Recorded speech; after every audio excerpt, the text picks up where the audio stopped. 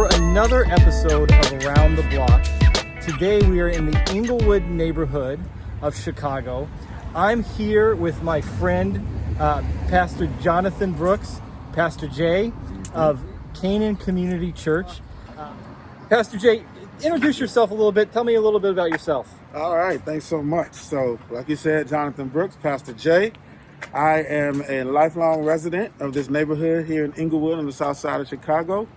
I am the pastor of Canaan Community Church and also a bit of a community activist and into doing stuff like Christian community development, where we like to see not only the gospel impact people's souls and their final resting place in heaven, but we believe that the gospel has a clear impact on the way we live every day, meaning that our emotional, physical, spiritual wellness is just as important as our spiritual. And so we just work with our residents and neighbors to try to make our community the place that God intends it to be.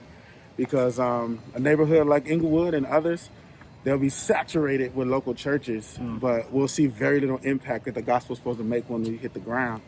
And so we're trying to be a church that changes that. It just says when the people of God are in place, there should be some transformation because God is in the place. Yeah. So we're here in Englewood. A lot of people, this is kind of one of the more well-known neighborhoods in Chicago. Even if you're from outside of Chicago, you hear a lot of things.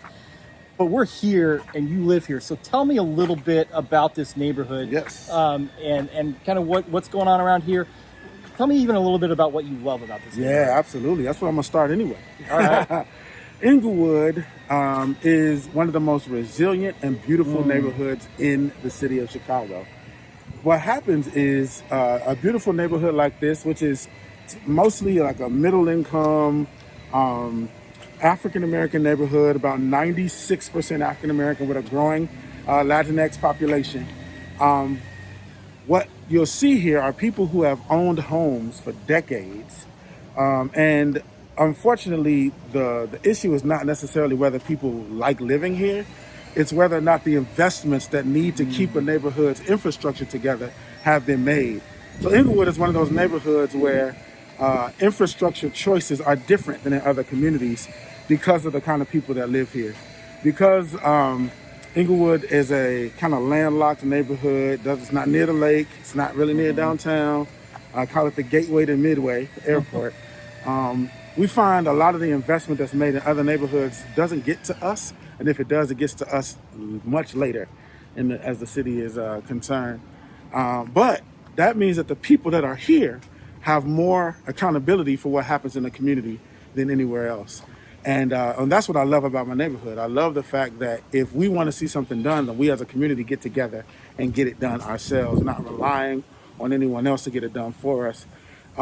There's been a singular narrative that's kind of been portrayed and overlaid in our neighborhood of violence and poverty.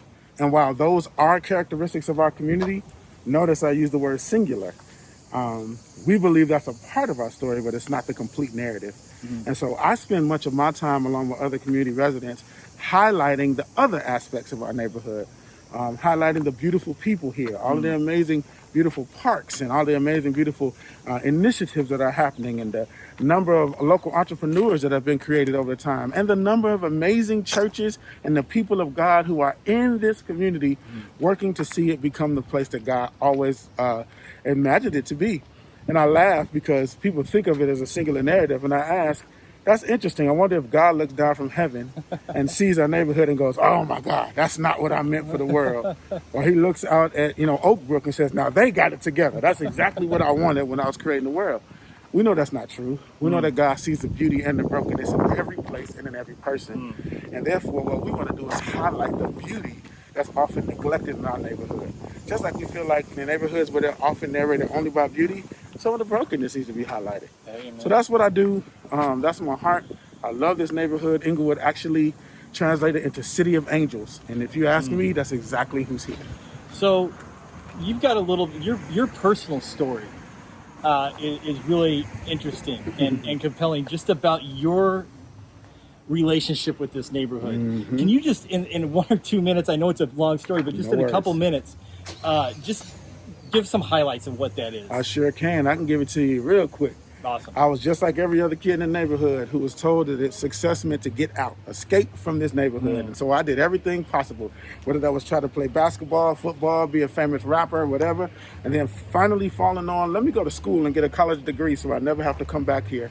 Only to have God flip the whole script on me, bring me right back here to where I was supposed to be all along. And now I'm not only a pastor here, but a community leader, leading a church full of people who helped change my diapers and actually helped me to be who I am today. So I'm thankful for the journey I'm on. But just like every other kid in the neighborhood, I was trying to escape. And what God showed me was Englewood is not a place to escape, it's a place to invest. Oh, that's cool. What there was a moment, wasn't there, in that journey that you realized that God had wanted you to be back here. Yeah. Not that you were trapped here.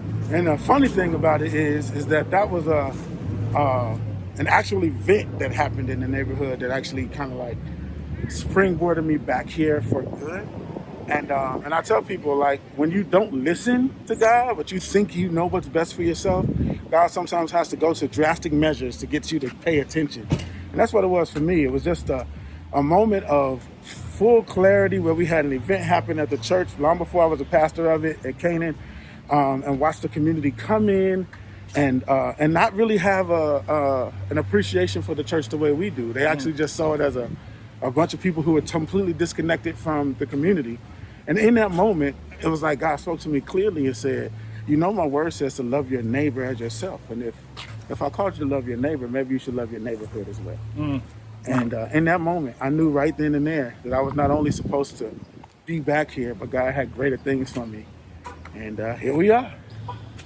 Well, let's talk about one of the ways that you are loving your neighbor in your neighborhood, and you and several others are doing that. And you guys have been gathering together. There's been several of you gathering together for prayer, united prayer, not just from your church. Oh, no. Tell me a little bit about what's going on. Yes. So about 4 years ago, it started with an event that was actually held at Bread of Life Baptist Church right on 63rd, where a group of us got together and started gathering for prayer.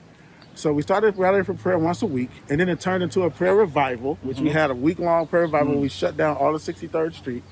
And then from there, it's just continued on where we've decided as the church in Englewood to not focus on our own churches and our own like individual kingdoms as churches can often do, but to be the church in Englewood, the way Paul writes about the church in Corinth, or the church in Ephesus, or the church in Galatia. Paul didn't say if you don't like what's happening in Galatia, you should just get up and move and go commute to Corinth for church. No, you have to understand your context and be the church there. So we pray together every week as one Englewood, one church. And the goal is to pray for the flourishing community of Englewood, to pray that God's glory would fall and be revealed in this place. We love Chicago. We love the whole South Side. God has placed us in this neighborhood. And from this neighborhood, the cries of God's people here are heard every week. Thursday by pastors, and on Friday by the entire community coming together for the Englewood House of Prayer. What we want to do is cover this community in prayer with different churches all over the neighborhood. We meet at different churches on different blocks just to make sure that God knows that the cries of the people from Englewood are being emitted to him and hopefully getting landing right at his ears as he stoops down and leans in to hear the cries of his people. How have you seen God work through that? It has been incredible. There have been so many amazing things that have happened. First of all, I don't know if y'all think it's a miracle or not, but the fact that I just talked about churches being unified in prayer and praying together, that's a miracle in and of itself. And so we've seen what happens when the people of God put their own agendas to the side and pray for what God wants, which is to see his glory revealed in a place. So we've seen church unity. We've seen pastors' relationships grow. We've seen pastors who've fallen in love with the neighborhood and now don't narrate it by its brokenness, but also narrate it by its beauty, so that when they pray, they can pray what God has done, not just what we want God to do. We've also seen some great strides. Like we have outreaches all the time. There's a major one that was happening on 57th and Racine with Pastor Grant and Experience Church. And we have seen so many people give their life to the Lord as we just come out, play music, have food, hang out, pray together, And people, you just do it consistently. The more consistent you are, you become more consistent than the drug dealers. You become more consistent than the gangbangers, right? And people start to know the pastors instead of the gangbangers. They start to know the pastors instead of the drug dealers. And now when you walk by on any given day, it's, hey, pastor, how you doing, right? Yeah. And now people are gaining a new respect for the church, a new respect for God, and a love for one another. And that has been so remarkable. And I'm sure that brings more people than just the church together. That's right. And for the improvement and the transformation of this community. That's right. That's right. Yeah, I mean, for me, my heart is all about seeing communal flourishing. So we partner with all types of folks, not just the people of God, not just Christians, but we for any community organization, the Resident Association of Greater Englewood, Imagine Englewood If, the Grow Greater Englewood. There's all these organizations and great people that, even the Inner City Muslim Action Network, right, with Rami Nasashibi, because what we recognize is bullets don't have a religion, nor do they have a race. And when we care about people, then we all need to work together to see communal flourishing. And I just believe that that's the heart of God. The heart of God is to see the world be what God created it to be. But he's only doing that through us. Bible clearly tells us, right, like that he can do all things, right, like according to the power that's working in us, though. Not that God is going to do it for us. The exceeding and abundantly that we're going to see is going to come through the work that we do. That's good. All right, so Pastor J, we walked around the block. No, we're back literally. at the church. We're back That's at the church. So before we leave, Yes. thank you for your time. Give us one tip, one thing that you would say if people in other communities are watching this or encouraged, inspired, saying, man, I want to do something like this in my neighborhood. Yes. What's one tip you would give for people to see people coming together, praying together? What's one key that you would say? The first thing I would say to everyone is learn your place. Now, I know that sounds crazy when we talk about prayer, but God also doesn't want to hear inaccurate prayers. And if you really want to get people together, gather them around something that everyone has a passion for.